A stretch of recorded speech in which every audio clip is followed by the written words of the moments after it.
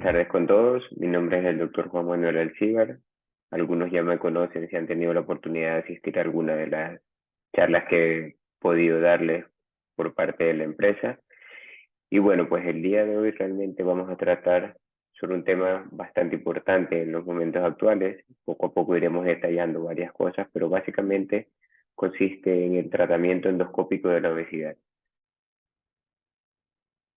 Bueno, un poco de manera general, pues me interesa poner los pies sobre la tierra de a qué nivel estamos en cuanto a la obesidad a nivel mundial. En la parte gráfica del mapa mundi como tal, podemos observar en las zonas de color más hacia rojo, que son áreas endémicas propiamente dichas de obesidad. Es decir, a la cabeza, evidentemente, Estados Unidos, ya lo conocemos, es un país altamente con un índice de obesidad excesivamente alto, no solo en personas adultas, sino también en personas jóvenes. Y bueno, ahí distintos países pues van siguiendo la línea de obesidad en un porcentaje elevado, ¿no? Evidentemente los países orientales pues tienden a tener un poquito menos de obesidad, a excepción de China. Entonces, ¿cuál es la relevancia de esto? Pues para que vean, es excesivamente relevante, tanto así pues que todos los años, el 4 de marzo, se celebra el Día Mundial contra la Obesidad. Y un detalle importante que me gusta también traer a colación es que vean ustedes los países del 1 al 10 publicados en los que tienen una mayor cantidad de obesidad en su población. Estados Unidos a la cabeza, China, India, Rusia, Brasil, México, Egipto, Alemania, Pakistán e Indonesia. Es decir, que tenemos países de distintas clases sociales, de distinto poder adquisitivo, de distintos continentes, evidentemente, y sin embargo tienen un índice de obesidad bastante alto. Ahora, cuando nosotros hablamos de obesidad, decimos, bueno, ¿qué ocurre? Es una persona obesa y no pasa absolutamente nada. Pues no es así. Realmente se trata de un problema bastante serio. ¿Por qué? Porque 1.9 mil millones de personas van a tener obesidad alrededor del año 2035.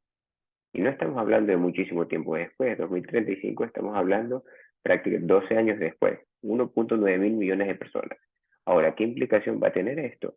Esto va a tener una implicación directamente sobre la salud, sobre el sistema monetario del Estado, evidentemente, a nivel global. ¿Por qué? Porque se van a consumir 4.32 trillones de dólares asociados al impacto económico relacionado al sobrepeso, sea necesidad de atención médica, de medicamentos, de ingresos hospitalarios, entre otros. Y sobre todo una cosa excesivamente importante es que si ustedes se dan cuenta, cada vez vemos más niños obesos. ¿Y qué ocurre con esta proyección que voy a ponerle a continuación? El 100% vamos a tener un incremento del 100% de obesidad infantil desde el 2020 al 2035, con lo cual definitivamente tenemos un problema ahí que resolver, ¿no? Y adicionalmente, 1 de cada 4 personas van a ser obesas de aquí al 2035, con lo cual sí que es un problema serio de salud sobre el cual tenemos que hacer tomar una medida, ¿no? Entonces, ahora, cuando alguien piensa de obesidad, pues no solamente debe pensarlo desde el punto de vista estético, ¿no? Que muchas veces es el concepto que tenemos erróneamente planteado en la cabeza. Y es que no, la obesidad va de la mano con múltiples otras patologías y enfermedades a todo nivel. Y en este esquema de esta persona con obesidad y sobrepeso, lo que quiero destacar es que hay patologías a todos lados. Hipertensión endocrina, más posibilidades de stroke, que es un accidente cerebrovascular, sobre todo de tipo isquémico, tienen más riesgo oftalmológico de tener catarata. Si nos vamos a la parte pulmonar, tienen más riesgo de tener síndrome de hipoventilación o síndrome de apnea, que se llama. Pueden tener, o evidentemente, más patología cardíaca asociada. Tienen hipertensión, tienen diabetes, tienen dislipemia. Adicionalmente, esa grasa se deposita encima del hígado y es los típicos pacientes que tienen esteatosis hepática, el típico hígado graso que tanto le asusta a la gente, y no solo el hígado graso, sino que está asociado también a esteatopatitis, es decir, tener grasa pegada en el hígado, pero aparte tienes el hígado inflamado. Esa inflamación crónica del hígado puede derivar en que un paciente desarrolle cirrosis. Es por eso que en nuestro medio, que tenemos una alta tasa de hígado graso, también tenemos cirrosis de origen metabólica asociada a un hígado graso esteatóxico o a un hígado esteatóxico propiamente dicho. Ahora, se asocia también a más piedras en la vesícula, a la posibilidad de tener afectación pancreática. No se queda atrás tampoco el hecho de tener esofagitis, de tener gastritis, reflujo asociado a la obesidad y el sobrepeso.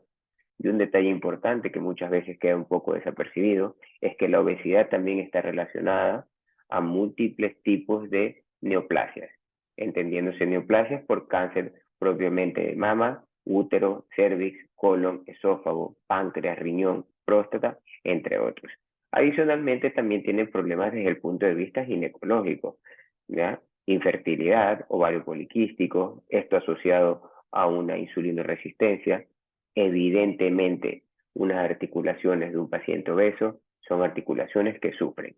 Es por eso que estas personas suelen tener osteoartritis, pueden tener gota y pueden tener trastornos de la circulación vascular a nivel de miembros inferiores en relación a flebitis. ¿Por qué? Porque la circulación se queda un poco más retenida en la parte distal del cuerpo porque ese corazón no está funcionando adecuadamente para que bombee toda su sangre al resto del cuerpo y regrese desde las venas de las piernas de una manera espontánea y suele tener una mala circulación a nivel distal.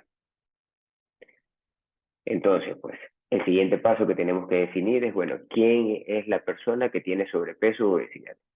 Y para eso, pues, no es lo mismo pesar 90 kilos y medir 2 metros 10 que pesar 90 kilos y medir 1 metro 5, 1 metro 50. Con lo cual, para eso se ha creado una fórmula que se llama el índice de masa corporal. El índice de masa corporal lo que hace es dividir el peso para la altura al cuadrado, de tal manera que tenemos un valor estimado que puede ir en referencia a valores normales desde el 18.5 hasta por debajo de 25 de índice de masa corporal. En la zona verde que les estoy señalando es una persona que tiene un índice de masa corporal normal. Evidentemente, por debajo de 18.5 estamos hablando de una persona que tiene infrapeso o peso bajo, típico de los pacientes que tienen desnutrición, que tienen un cáncer de base, que tienen distintas patologías que producen un peso bajo, entre estos trastornos alimenticios como anorexia, bulimia, entre otros. Pero nos vamos a referir sobre todo a los pacientes que tienen un índice de masa corporal por encima de 25, estamos hablando de sobrepeso, hasta llegar a 29.9. Por encima de 29.9 ya estamos hablando de un índice de masa corporal de 30, en el que está incluido la obesidad propiamente dicha en sus distintas etapas: obesidad grado 1, obesidad grado 2 y obesidad grado 3 o obesidad mórbida. Ahora, ¿qué podemos hacer ante un paciente que tiene sobrepeso u obesidad? Bueno, pues en este gráfico realmente lo que yo les quiero explicar es que tenemos distintas alternativas que pueden ir desde lo más sencillo, que consiste en llevar un hábito nutricional, hacer dietas, todo lo que habitualmente hemos acostumbrado a hacer y hemos escuchado a todas las personas, ¿no? Tienes sobrepeso, haces dieta, una dieta de distinto tipo, puede ser cetogénica, hipocalórica, con disminución de ingesta de hidratos de carbonos, pero la intención es de que haces dieta, con eso pierdes peso y estás contento. Siempre va de la mano con ejercicio, obviamente. El siguiente escalón que tenemos en cuanto a las cosas que podemos hacer es, bueno, empezar con medicamentos que promuevan la disminución de la absorción de grasa y con esto también una pérdida de peso asociada, ¿no? Y estos son los típicos pacientes que se acostumbraron a tomar algunos medicamentos, no voy a dar el nombre para no herir susceptibilidades, pero bueno, la cosa es que hacen es disminuir la absorción de grasa y al disminuir la absorción de grasa tienen esas típicas deposiciones que son con acúmulos grasos y muy aceitosas, inclusive pueden llegar a tener diarrea. Entonces, ¿cuál es la ventaja de estos dos escenarios? Estos dos escenarios, pues, definitivamente que los riesgos asociados a la implementación de estas dos técnicas, sea dieta o sea algo de medicamentos para disminuir la absorción de grasa, primero es que pueden ser abarcables por muchísima gran población, es decir, todas las personas que tienen sobrepeso, inclusive personas que tienen obesidad, pueden hacer estas dos cosas para cambiar o intentar perder el exceso de peso que tengan. Pero si nos vamos al siguiente escalón, ¿qué es lo que tenemos? Pues mira, el último escalón prácticamente es la cirugía, ¿no? La cirugía que ya todo el mundo conoce, las típicas cirugías metabólicas o cirugías desde el punto de vista para perder peso, a la cabeza el bypass, a la cabeza después del bypass tenemos a la manga gástrica quirúrgica, laparoscópica, que evidentemente consiste en cortar el estómago y llevarse el 80% del estómago, es decir, solo dejamos un 20% de estómago que se va a encargar de intentar suplir todas las necesidades nutricionales en la medida que uno va comiendo. ¿Okay? El bypass, ya sabemos, prácticamente como lo dice su nombre, lo que haces es que cortas el estómago, dejas un estómago muy chiquitito que se llama muñón gástrico y subes un pedazo de intestino hacia ese estómago, de tal manera que se genera como un puente. De esta manera tenemos dos formas en las que se pierde peso con esta cirugía. Una es porque ya no tengo un estómago del 100%, me queda un remanente de estómago, aproximadamente un 15% de estómago, 10% en algunos escenarios, pero es que adicionalmente al hacer el bypass, al subir ese pedazo de intestino hacia la parte del estómago, lo que está ocurriendo es que toda la superficie de intestino delgado, donde se absorben todos los nutrientes, se puentea, y al puentearse pues no se absorben los nutrientes. Evidentemente no voy a entrar en más detalles con respecto a las técnicas quirúrgicas, pero el principal problema de este bypass es que puede producir una pérdida de peso excesivamente llamativa, con déficits nutricionales asociados, entre otras complicaciones que se pueden suscitar en un momento dado. Pero bueno, a lo que a mí respecta, pues endoscópicamente tenemos ampliamente establecido dos técnicas. Una es balón intragástrico y otra es una técnica relativamente nueva que estamos incorporando que se llama una manga endoscópica, que a buena hora ya la tenemos incorporada en YESET para poderla realizar a nuestros pacientes que tengan un índice de masa corporal de 30 hacia arriba. Y es a lo cual pues nos vamos un poquito a referir en las siguientes diapositivas. Bueno, cuando hablamos del balón intragástrico, pues el balón intragástrico realmente es una técnica bastante sencilla, también la ofrecemos en YESET, tiene ciertas indicaciones en cuanto a pacientes con sobrepeso, en pacientes con obesidad que tengan que perder muchísimo peso, pues tal vez no es la mejor de las alternativas, sobre todo porque la pérdida de peso que tú obtienes con un valor intragástrico suele ser en torno a 10, 15 kilos de media, puedes perder un poquito más, pero claro, haciendo muchísimo esfuerzo y sobre todo manteniendo un excelentísimo hábito nutricional y actividad física acompañante, ¿no? ¿Cómo funciona el balón intragástrico?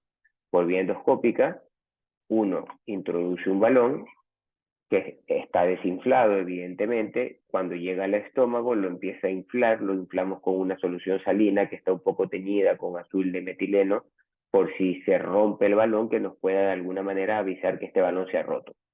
Entonces, lo llenamos en el estómago aproximadamente entre 600 o 700 cc, de tal manera que ocupa un espacio. Al ocupar un espacio, lo que va a generar es saciedad. Esta saciedad automáticamente va a hacer que las personas coman y al comer sientan que se llenan y al llenarse dejan de comer y de esa manera van disminuyendo la ingesta. Al disminuir la ingesta pierden peso de una manera progresiva. En el mercado existen distintos tipos de balones que duran aproximadamente 6 meses, unos balones que duran 12 meses. Realmente cada vez estamos migrando más hacia balones que duran 12 meses. ¿Por qué? Porque la intención de un balón o de cualquier técnica endoscópica que utilicemos es que cambiemos el chip de alimentación. De tal manera que una persona que ha estado un poco desordenada en sus hábitos nutricionales, que es muy típico de las personas obesas, ¿ya?, vuelvan a cambiar su estilo de alimentación hacia una dieta más equilibrada, más cardiosaludable y todo esto, y sobre todo que este cambio de alimentación sea perdurable en el tiempo.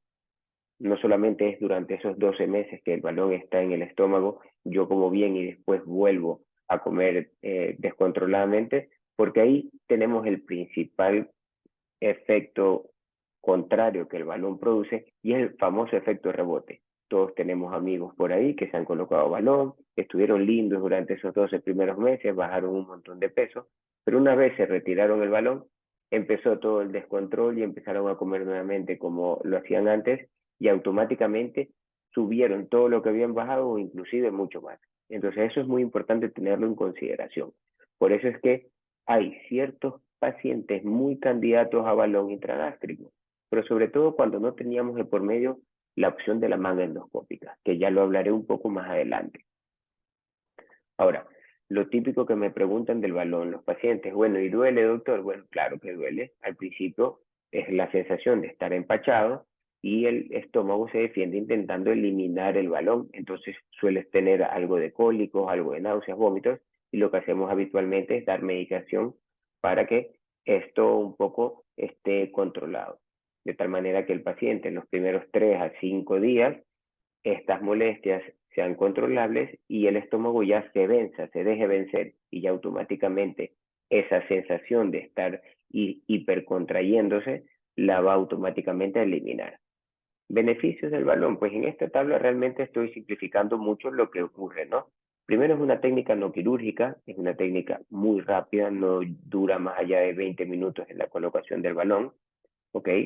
Da buenos resultados, sobre todo cuando la pérdida de peso que necesitamos o que queremos no es excesivamente alta y sobre todo es un procedimiento bastante seguro. Las complicaciones asociadas al balón son demasiado pequeñas, o sea, son muy pocas las complicaciones, por ahí pues inicialmente las relacionadas a las molestias de la colocación, como las náuseas, los cólicos, un poco, pero eso en la primera semana va pasando, con lo cual a largo plazo no tiene una complicación asociada importante. Su principal problema, a mi modo de ver, es que tiene un efecto rebote importante, sobre todo si la gente no ha cambiado el chip de alimentación, que es lo que siempre destaco cuando una persona quiere ponerse un balón intragástrico. Ahora, en el mercado existen distintos, ya lo había comentado antes, pero sobre todo pues está de moda el bendito balón digerible, ¿no? El balón digerible que uno se lo toma, es una capsulita, llega al estómago y por radiología lo que hacen es que te hacen unas radiografías ya en tiempo real, mientras te van automáticamente inflando con una perita, van inflando ese balón hasta llegar a una cantidad de ml necesarias de tal manera que ocupa un espacio en el estómago. Esto tiene dos problemas, a mi modo de ver. Primero, que el balón se va desintegrando, ¿ya? Se va desintegrando, perdón, no a las 4 semanas, se va desintegrando a las 16 semanas, es decir, 4 meses dura, ¿ok? Y no hace falta retirarlo por vía endoscópica, pero sobre todo es que no se hace con endoscopía. Y a mi modo de ver, cuando vamos a colocar un balón, todo balón debe colocarse previamente habiéndose hecho una endoscopía. ¿Por qué? Porque existen contraindicaciones. Los balones tienen contraindicaciones a la cabeza. ¿Cuál? Pues, por ejemplo, una úlcera gástrica activa, inflamación importante en el estómago, una gran hernia hiatal, un tumor propiamente dicho. Hay que tener en cuenta que los tumores en el estómago a veces son tumores que no están dando síntomas y el paciente de repente pues tiene una lesión en el estómago cuando tú le haces una endoscopía. Entonces, el hecho de que se coloque sin endoscopía, a mi modo de ver, es una técnica que automáticamente estaría descartada. Yo no la uso, no la recomiendo absolutamente para nada. ¿Ok? Ahora, efectivamente, ¿qué ocurre con el balón intragástrico? A los 12 meses, lo que tenemos que hacer es retirar el balón. Es decir, que a esos 12 meses el paciente se tiene que someter a otro procedimiento para poderlo retirar. Como les comentaba, realmente la pérdida de peso asociada al balón, pues, es aproximadamente en torno a 10 a 15 kilos de media, pudiendo ser un poco más en relación a lo exigente que seamos con la nutrición y con el ejercicio. Bueno, ahora, la técnica un poco que quiero darles más a conocer, ¿no? Es sobre la manga endoscópica, que es algo que ya estamos realizando nosotros en YESET.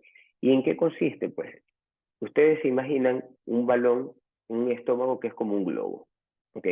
La manga endoscópica consiste en un sistema que tiene un sistema de sutura propiamente dicho, como un hilo de coser, que va acoplado a la punta del endoscopio. Entonces el paciente está dormido y lo que hacemos es el estómago lo vamos a ir cosiendo de tal manera que se va como encogiendo, replegando entre sí, con lo cual logramos reducir aproximadamente un 70% del volumen del estómago.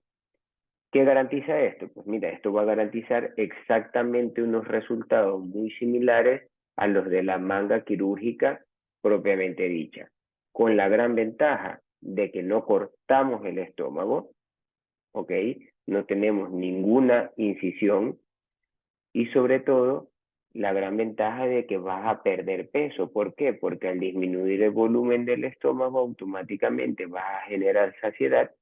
Y un detalle importante en relación a la manga quirúrgica es que se conserva una parte del estómago que se llama el techo gástrico, el fundus.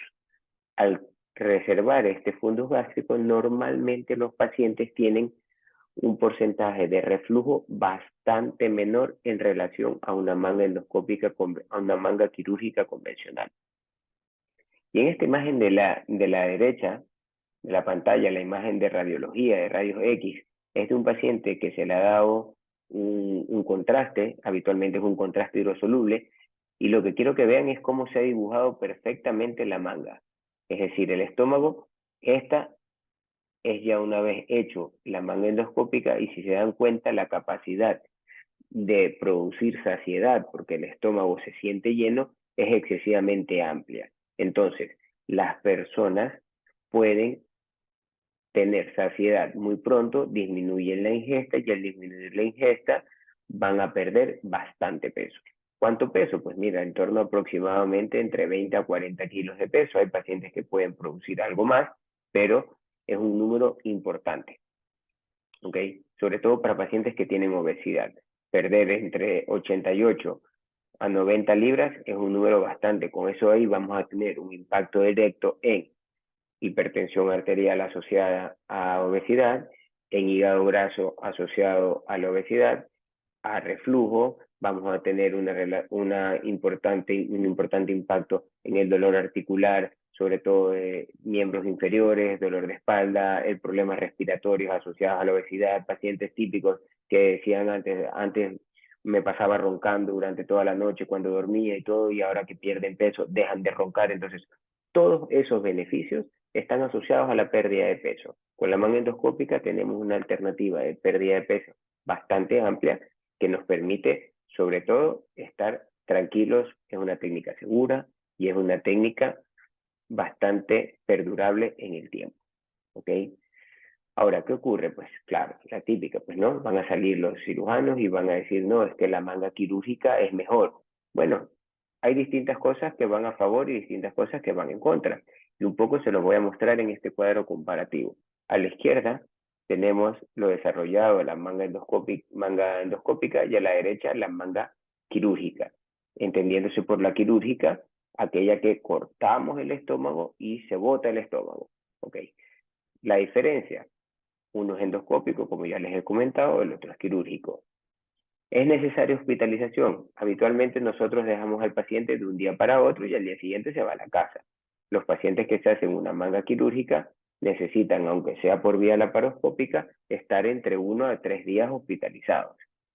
¿Cuándo retornas al trabajo? Esto es un punto importantísimo porque los pacientes que normalmente se someten a algún tipo de intervención quirúrgica o intervención endoscópica con la idea de perder peso y todo, su principal problema es la capacidad en que puedan reintegrarse al trabajo, porque todos queremos volver al trabajo y sentirnos productivos lo más rápido posible, ¿no?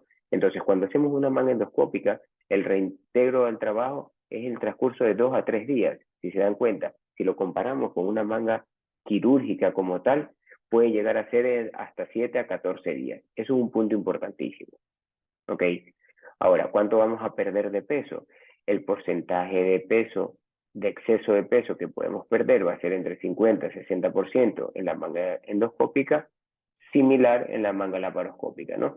Y el porcentaje total de peso perdido puede ser del 20% en la manga endoscópica y del 20 al 30% en la manga quirúrgica. Es decir, para nada despreciable. Ahora, hablando de las complicaciones. Bueno, las complicaciones asociadas a la manga endoscópica realmente son bastante raras, por debajo del 1%, no así en la manga laparoscópica, que son un poquito más altas complicaciones sin necesidad de que estos tengan una mortalidad excesivamente alta. Es decir, pueden haber complicaciones, pero no complicaciones que lleven a la muerte de un paciente en la manga quirúrgica. ¿Okay? La mortalidad asociada a esto también es bastante baja realmente. Ahora, ¿es reversible? Pues no, no es una técnica reversible. ¿Ya? Automáticamente, si un paciente se hace una manga endoscópica, el estómago ya queda tubulizado y eso se va a perdurar en el tiempo. Si se hace una manga quirúrgica, tampoco va a poderlo revertir. Es decir, si ya quité y corté el estómago, pues no lo puedo volver a pegar en un momento dado. Entonces, tienen esa particularidad. Ahora, ¿qué ocurre? Un dato importante es que con la manga endoscópica no se suele requerir su suplementación nutricional. Existen menos niveles de anemia, no hay tanta caída de cabello, no hay tanta laxitud de la piel porque no hay tanto déficit de colágeno, es decir, toda la pérdida de peso es un poquito más gradual sin necesidad de producir tanta falta de nutrientes, de tal manera que las personas se ven mucho mejor a la hora de perder el peso. ¿Ok?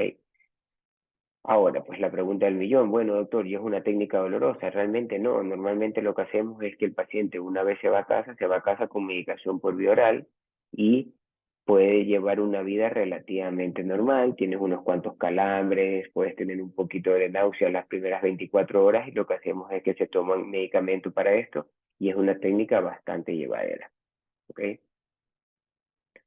Ahora, importantísimo.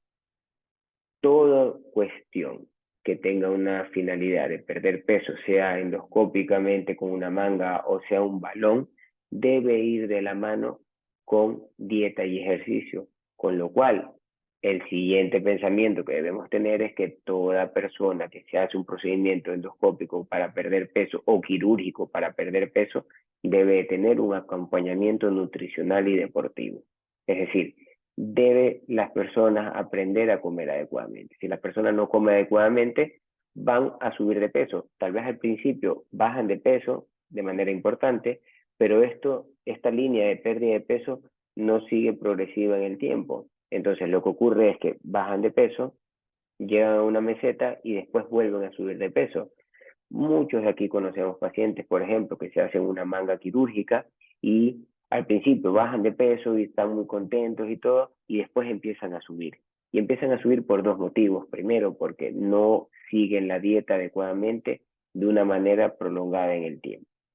¿Ok? Empiezan a comer de manera desordenada, empiezan a comer alimentos ricos en calorías, ricos en índice glucémico, y eso automáticamente hace que vayas aumentando de peso de manera progresiva. ¿Y qué es lo que ocurre? Un estómago es un músculo, y el músculo tiene una capacidad de adaptación, sea en la manga quirúrgica o sea en la manga endoscópica, puede crecer un poquito de tal manera que el primer paso es concientizarte de que debes de tener una excelente nutrición después de cualquier técnica para perder peso, porque si no, hemos fallado. Y ejercicio, pues evidentemente. El ejercicio normalmente en nuestros pacientes que se hacen una manga endoscópica lo solemos empezar a realizar a partir de los 2 meses, mes y medio, 2 meses, que es el momento en cuanto ya ha empezado a ingerir un poquito más de alimentos y garantizamos que la persona tenga un perfil energético aceptablemente bueno como para que pueda ir empezando a hacer ejercicio de manera gradual. No tiene ninguna contraindicación en cuanto a ejercicio, puedes hacer hasta boxeo si quieres, evidentemente, pero ya una vez haya pasado por lo menos un par de meses.